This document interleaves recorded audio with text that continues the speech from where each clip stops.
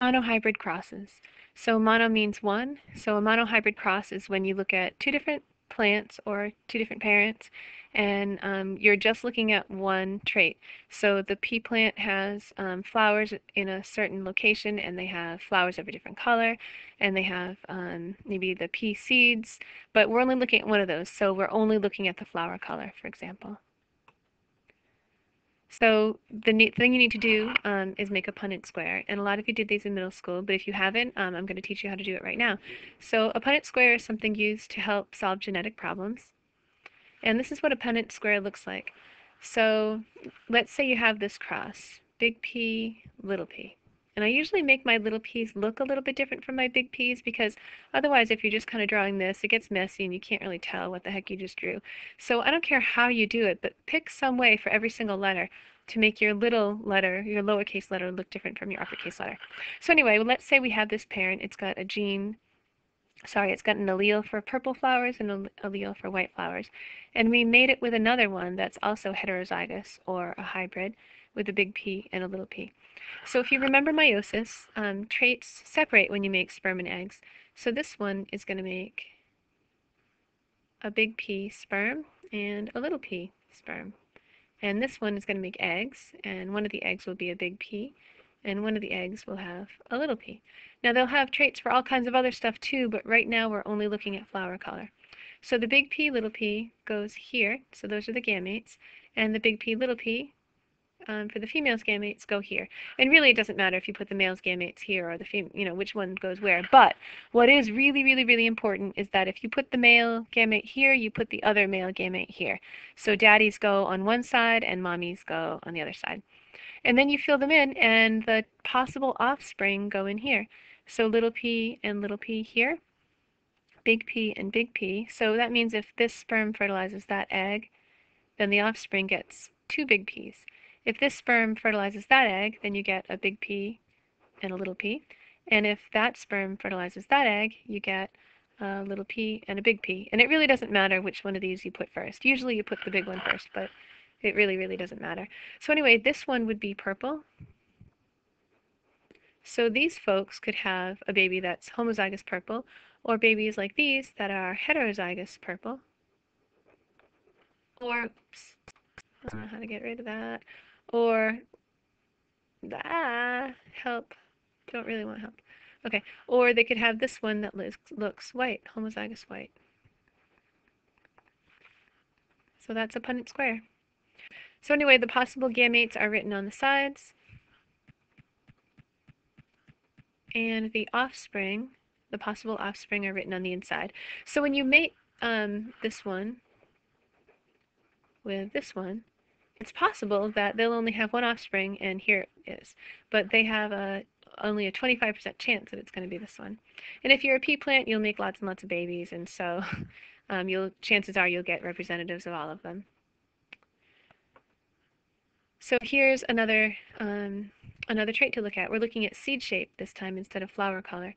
And so big R means you'll be a round pea, and little r means you'll be a wrinkled pea.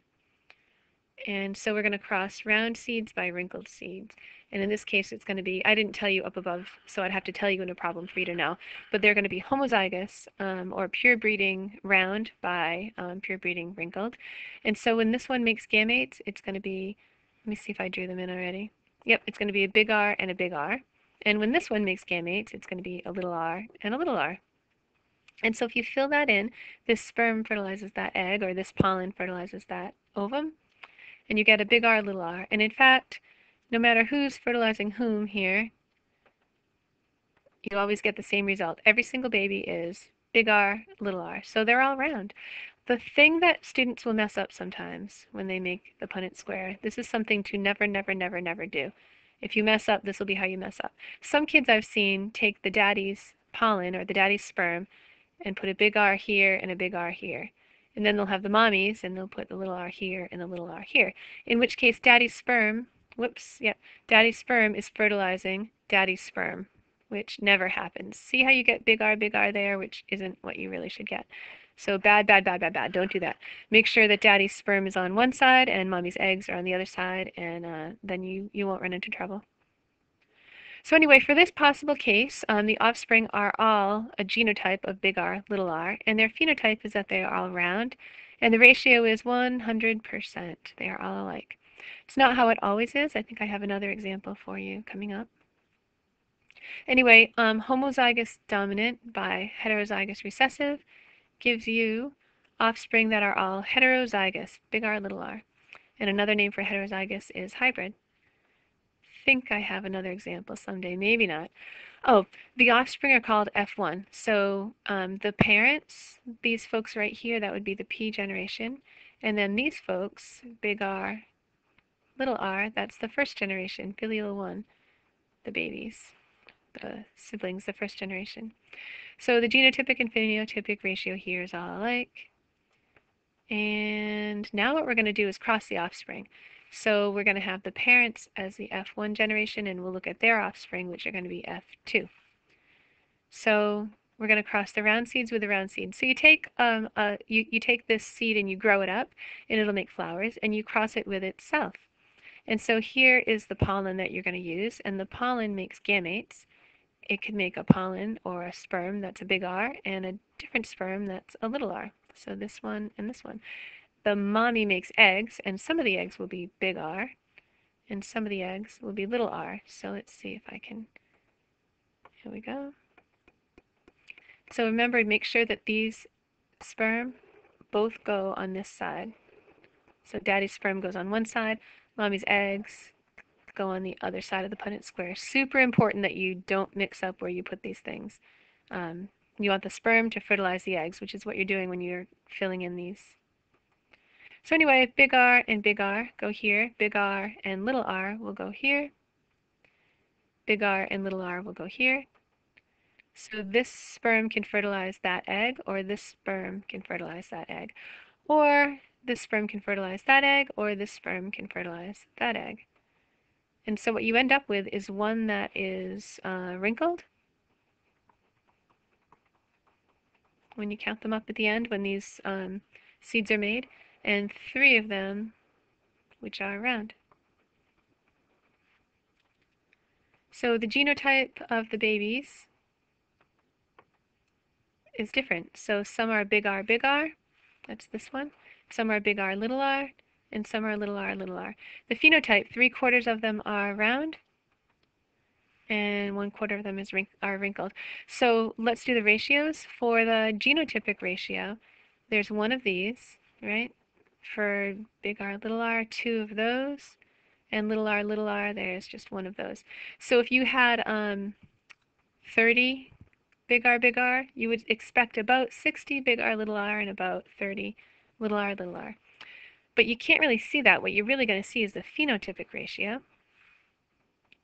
And so that's 3 to 1. So you've got 3 of these for every one of these. So in other words, when you're looking at these things, you can't really look at them and see which round ones are homozygous and which round ones are heterozygous. You just look at them and say, oh, they're round. That's their phenotype. So when you count them up, you should have 3 of these for every one of those. So if you have, I don't know, let's say you have 30 that are round, you're going to have about 10 that are wrinkled.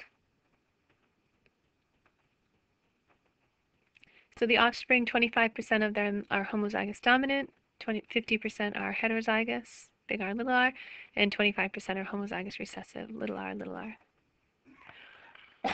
These offspring are called the F2 generation because these were the F1, and we already looked at the parental generation earlier. So what do these peas look like? So here's a pea pod. So he would have grown up these F1 plants, mated one of the F1s with themselves. These are the F2 plants that were made. And you can look at these. There's 1, 2, 3, 4, 5, 6, 7, 8, 9. There are 9 that are round. And let's see, we've got 1, 2, 3 that are wrinkled. And that's about a 3 to 1 ratio, which is what we've seen here, 75% round, 25% wrinkled ratio, 3 to 1. Cool, huh? That's kind of cool. Okay, test cross. So I'm going to ask you on a test to do a test cross, and you're going to say, what the heck is a test cross? So here it is. A test cross is well, you know what? I think I'll do that next time. Right? 10 minutes is long enough, don't you think? I think so.